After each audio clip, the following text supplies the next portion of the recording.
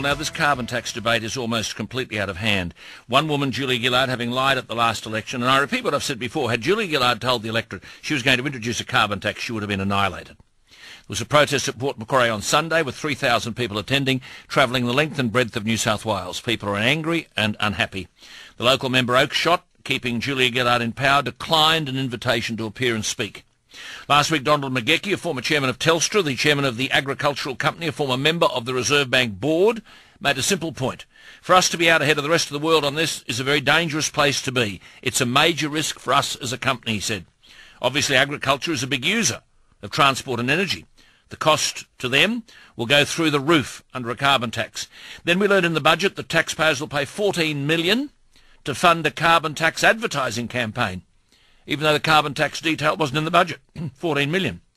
Talks between the coal industry and the government over so-called compensation if there were a carbon tax have hit a brick wall. The car industry's told the government a carbon tax will cost it between $30 and $46 million a year, in excess of $400 million over 10 years, and that the viability of the car industry would be shot to pieces. Mind you, why these outfits engage with the government in these sorts of talks is beyond me. It's like talking to a brick wall. We learned today that a carbon price of $40 a tonne would be needed to force a switch from coal to gas-fired electricity generation or to reduce Australia's emissions. $40 a tonne. This is according to a so-called confidential research document done for the Resources Minister Martin Ferguson. And the research says black coal will be the cheapest way to generate power, something I've been telling you now for years, unless, that is, there's a carbon dioxide price of $40 a tonne or more. Listen to this. The Deloitte's researchers warned that if the government's policy remains uncertain and investors have no clear incentive to build new gas-fired baseload power, the nation's electricity bill will rise between $1 billion and $5 billion a year because of continued investment in expensive stop-gap technologies. We are now entering very serious territory. Well, today this program is doing something about it, and I hope you will too. We're launching right now at this hour the Galileo Movement. The aim of the Galileo Movement, from Australia's point of view, is to stop the carbon dioxide tax forever. To that end, public funds are needed so that we can bring real-world scientists to inform you of what is really going on the climate front. And when people learn that the government is treating them like mugs, the public, already fed up, will win the day. Galileo is the father of science, an Italian physicist, a mathematician, an astronomer, and a philosopher.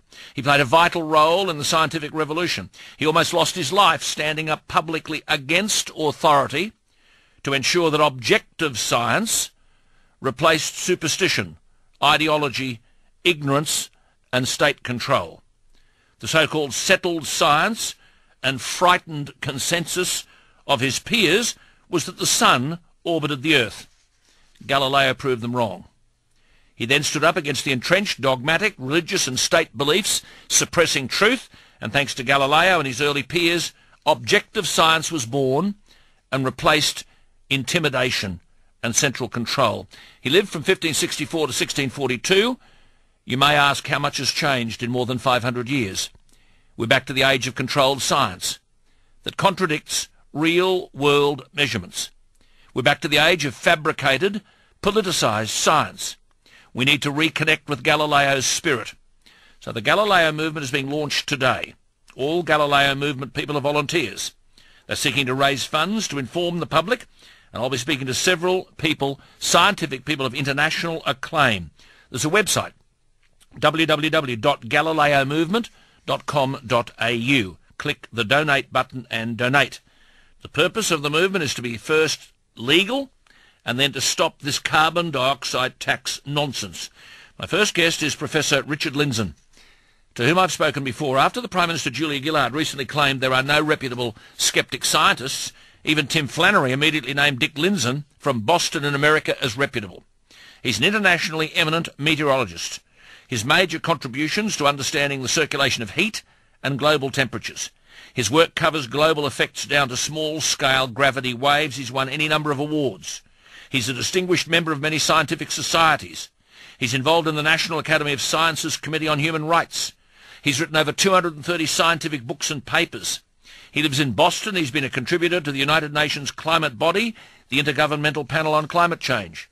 And he said recently, who could possibly argue that Australia's proposed actions would have any discernible impact on Australia's climate?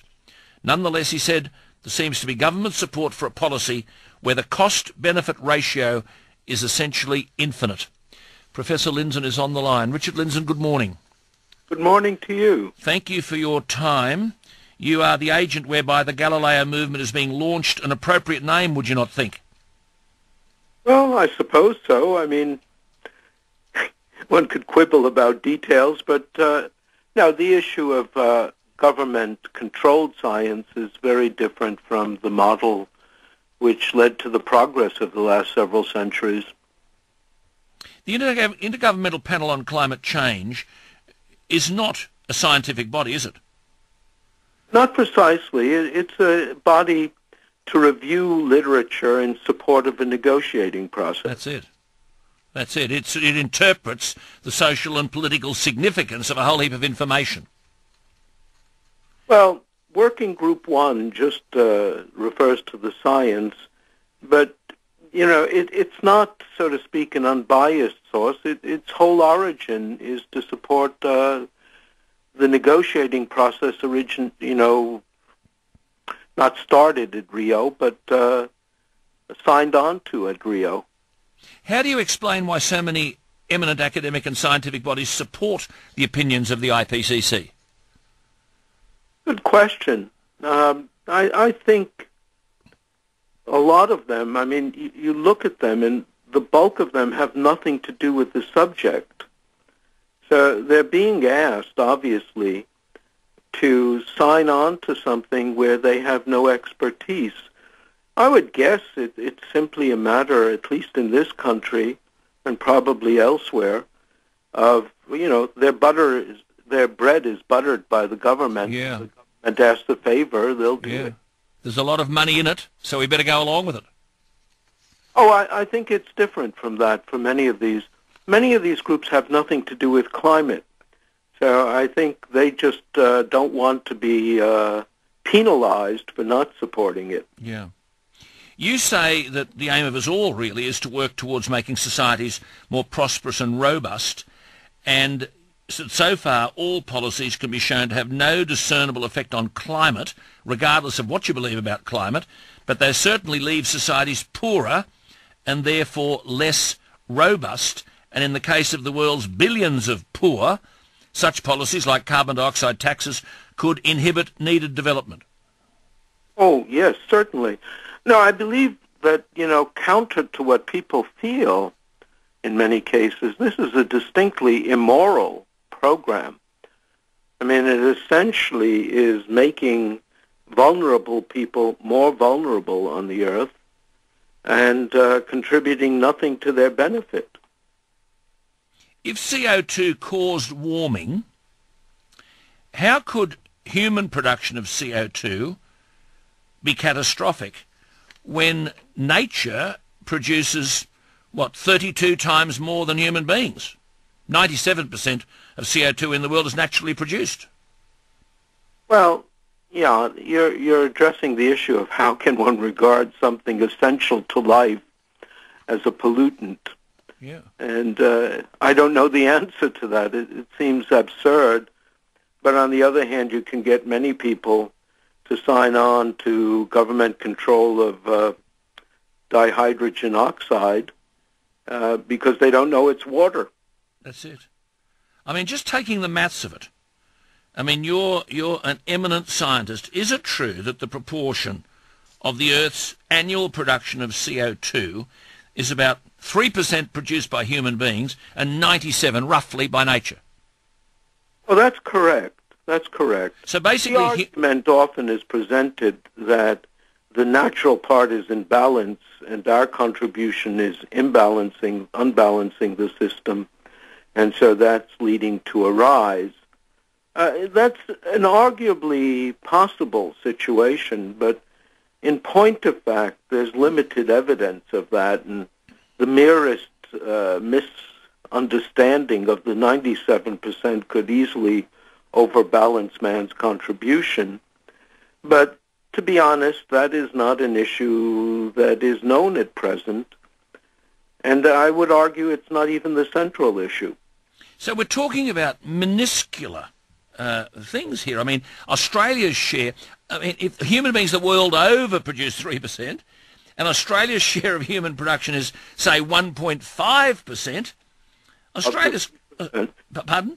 No, I mean, Australia could sink into the sea without affecting the CO2 balance significantly. That's it. Australia could sink into the sea without affecting the CO2 balance significantly. My figures tell me we produce about 1 molecule in every 5.7 million molecules. Yeah, but I mean, you should really get off the wagon of CO2 per se. Right. I mean, then there's the question, even if man did contribute it, and it did contribute to warming, you have a massive bait-and-switch operation going on. That's of cooling. No. Bait-and-switch. Is that an expression that's common in Australia? No. Okay. What it means in the U.S. is you offer someone something, or you tell them something, and then you actually are peddling something else. You're switching. Right. And what's the something else? So in this case, what's going on is people are told that CO2 is increasing, and that's true.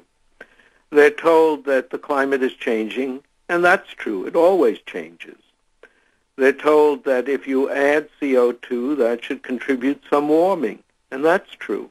And then they say, therefore, we should be greatly afraid, and we must do something, and the world is coming to an end. But there's no connection between the trivially true statements and the conclusions that are reached. And yet the conclusions that are crucial to the policy are treated as an afterthought, that once you establish, that the Earth exists, then you must go along with their policy. This is really rather ridiculous. But then we're talking about, because of all of this ridiculous conclusion, a carbon dioxide tax that could cut off more than a quarter of our energy needs to reduce human consumption by these negligible amounts. Yeah, that's your problem. Yeah, which is one of the reasons I'm talking to you. I don't understand why your politicians have gotten so wrapped up in this. I would assume they're desperate for taxation, and they're hopeful that this will be something people will willingly assent to. But I would suppose, I hope, that they are underestimating the intelligence of the electorate. I hope you're right.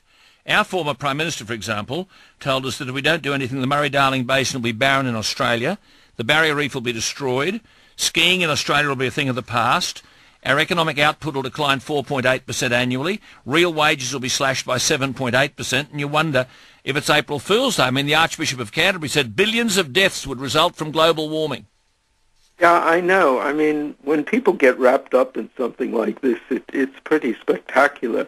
And this is probably one of the most spectacular examples. The only hope, I suppose, is that our grandchildren will scratch their heads and wonder what happened. We were told that Halley's Comet was going to clean us out, but in the end you needed high-powered binoculars to see it. Is this analogous with that? Well, as Niels Bohr once said, prediction is very hard, especially when it deals with the future, but in this case, the predictions border on the absurd. I mean, even now, even with the difficulty people have in publishing things that are critical of global warming hysteria, you have plenty of articles pointing out, for example, that there is no way current models can predict anything for a region as localized as Australia. So where your politicians come off with these statements sort of borders on the unbelievable. Good on you. Good to talk to you, Professor Lindzen, and I thank you for your time. Okay. That's Professor Richard Lindzen, borders on the unbelievable.